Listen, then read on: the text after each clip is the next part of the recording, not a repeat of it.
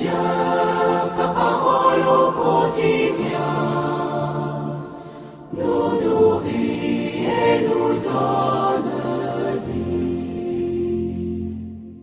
Seigneur, ta parole au quotidien nous nourrit et nous donne vie.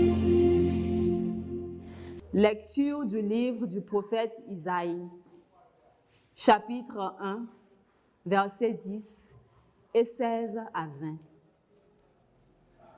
Écoutez la parole du Seigneur, vous qui êtes pareils au chef de Sodome.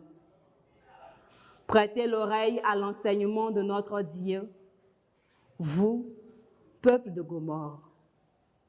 Lavez-vous, purifiez-vous, ôtez de ma vue vos actions mauvaises, cessez de faire le mal. Apprenez à faire le bien.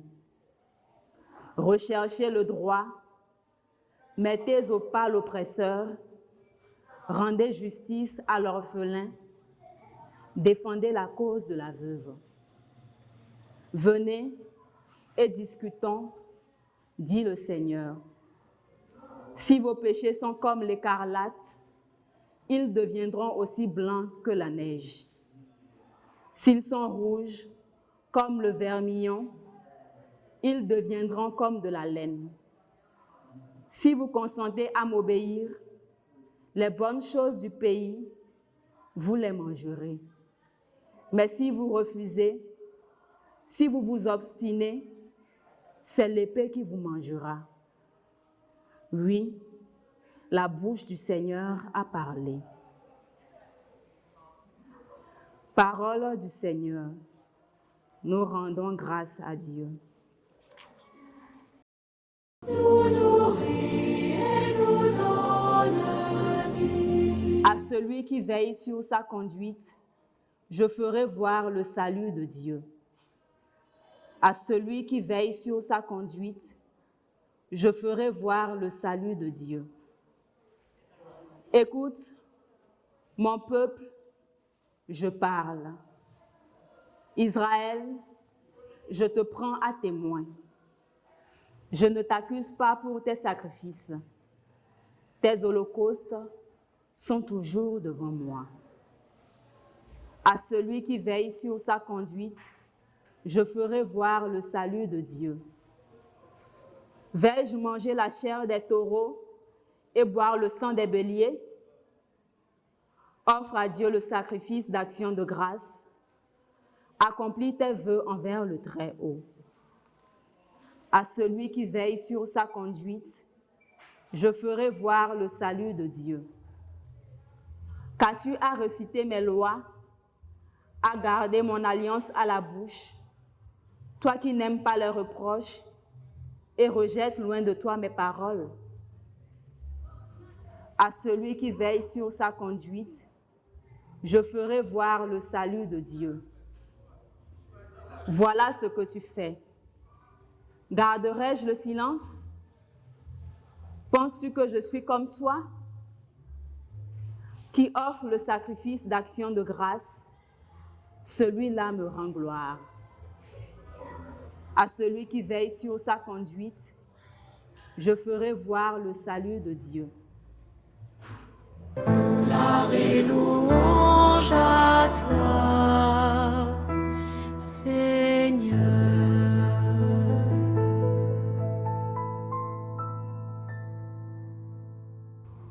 Rejetez tous les crimes que vous avez commis.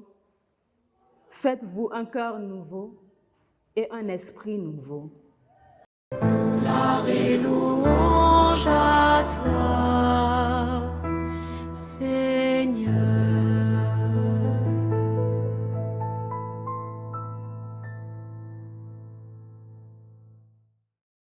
Le Seigneur soit avec vous et avec votre esprit.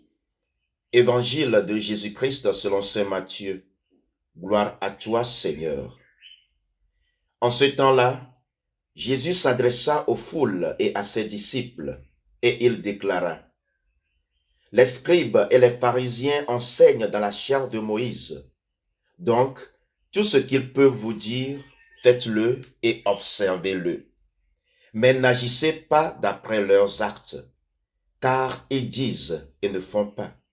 Ils attachent de pesants fardeaux, difficiles à porter, et ils en chargent les épaules des gens. Mais eux-mêmes ne veulent pas les remuer du doigt. Toutes leurs actions, ils les font pour être remarqués des gens. Ils élargissent leurs phylactères, ils rallongent leurs franges, ils aiment les places d'honneur dans les dîners, les sièges d'honneur dans les synagogues et les salutations sur les places publiques. Ils aiment recevoir des gens le titre de rabbi. Pour vous, ne vous faites pas donner le titre de rabbi, car vous n'avez qu'un seul maître pour vous enseigner, et vous êtes tous frères. Ne donnez à personne sur terre le nom du Père, car vous n'avez qu'un seul Père, celui qui est aux cieux. Ne vous faites pas non plus donner le titre de maître, car vous n'avez qu'un seul maître, le Christ.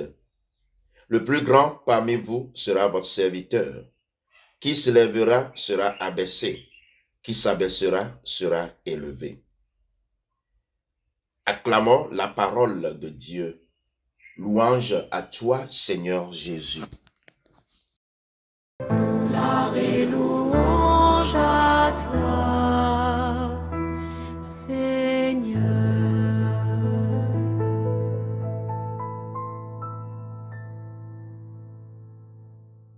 Chers frères et sœurs, depuis le mercredi des cendres, Dieu nous met face à une vérité essentielle. Je cite, « Déchirez vos cœurs et non vos vêtements ». Fin de citation. Autrement dit, ne vous contentez pas de gestes extérieurs. Ne vous arrêtez pas aux apparences.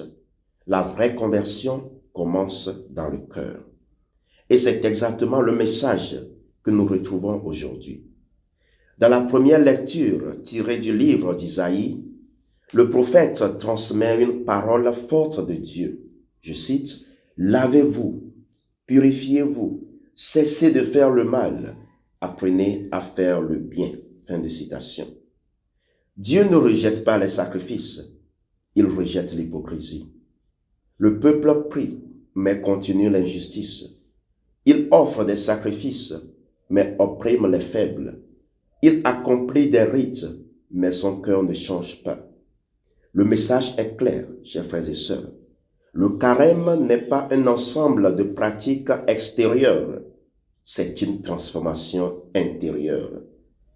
Dans l'évangile selon Matthieu, Jésus-Christ reprend exactement le même enseignement. Il parle des scribes et des pharisiens, je cite, « Ils disent et ne font pas. » Fin de citation. Ils enseignent la loi mais ne la vivent pas. Ils recherchent les premières places. Ils aiment être honorés. Et Jésus conclut, je cite, « Le plus grand parmi vous sera votre serviteur. Qui se lèvera sera abaissé, qui s'abaissera sera élevé. » Fin de citation. Les deux lectures dénoncent la même chose, une religion extérieure sans conversion intérieure, une foi de façade. Dieu ne cherche pas des titres, il cherche des cœurs humbles. Frères et sœurs, en ce temps de carême, posons-nous ces questions. Est-ce que ma foi est cohérente? Est-ce que je prie, mais je critique? Est-ce que je jeûne, mais je méprise? Est-ce que je parle d'amour, mais je refuse de pardonner? Le carême nous appelle à l'unité intérieure, dire et faire, croire et vivre, enseigner et pratiquer. Car Dieu ne veut pas des chrétiens simplement visibles, il veut des chrétiens vrais. Chers frères et sœurs, le monde est fatigué de beaux discours. Le monde a besoin de vrais témoins. Un parent ne peut pas exiger le respect s'il ne respecte pas. Un chrétien ne peut pas parler d'humilité s'il cherche toujours les honneurs. Un responsable ne peut pas prêcher le service s'il refuse de servir. Dans l'Évangile, Jésus renverse la logique du monde. La vraie autorité est service. La vraie grandeur est humilité. Frères et sœurs, Que ce carême nous aide à devenir des témoins crédibles. Que notre vie prêche plus fort que nos paroles. Que notre cœur soit converti avant nos gestes. Alors, notre foi ne sera pas une apparence, mais une lumière. Amen.